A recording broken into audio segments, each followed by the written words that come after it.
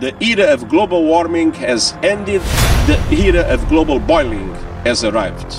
The air is unbreathable. The heat is unbearable. With news just into CNN, it's now official. This summer is the hottest on record globally by a huge margin.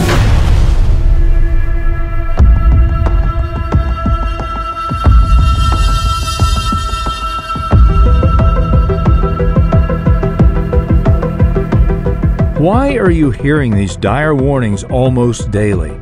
Preachers of a fiery climate change gospel want you to believe that only they have the plan to stop it. But to do so, they must take control of our financial system, agriculture, energy, transportation, education, and healthcare. Promoting man-made climate change requires hiding history from you, and it's been done for a long time. It's easy to be convinced some event is unique and unusual if you've never experienced it in your lifetime. After all, each of us uses our own personal experience to judge what we believe is true. Our alleged climate crisis hinges on the theory that the increase in carbon dioxide levels coincide with increasing temperatures. But when it's really cold, that narrative falls apart. So the term climate change was invented to allow any weather event to appear as plausible proof that man is to blame. Too hot, it's climate change. Too cold, climate change. Too much rain or not enough rain, climate change.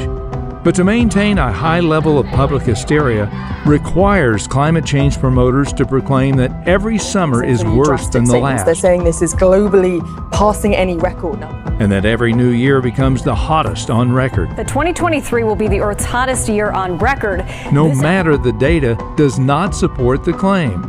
Every new storm, drought, or heat wave must be promoted as more extreme than the last. This is no coincidence that these extreme weather events are happening while these temperatures are going up and up in Greece. To prevent you from realizing there is no climate emergency.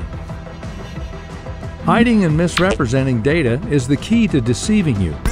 One example is this updated graph from the EPA showing a record of U.S. heat waves since 1960. The graph makes it look as if the number of heat waves have been growing. What they don't tell you about the graph is that the data comes from large cities where temperatures are elevated due to the effects of an urban heat island. But when you see the original record of all U.S. stations going back to 1895, it's clear that recent trends are not alarming at all. The EPA changed their graph to conceal data that confirms that the Dust Bowl years of the 1930s were the hottest in U.S. history. Historical climate records are being deliberately hidden to keep you in the dark. They don't want you to have access to data that undermines their version of climate history. Any scientist or media outlet that's unwilling to give you all the data should not be trusted.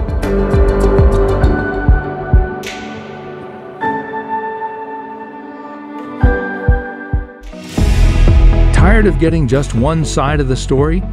The climate experts at the CO2 Coalition have the complete set of data and facts you need.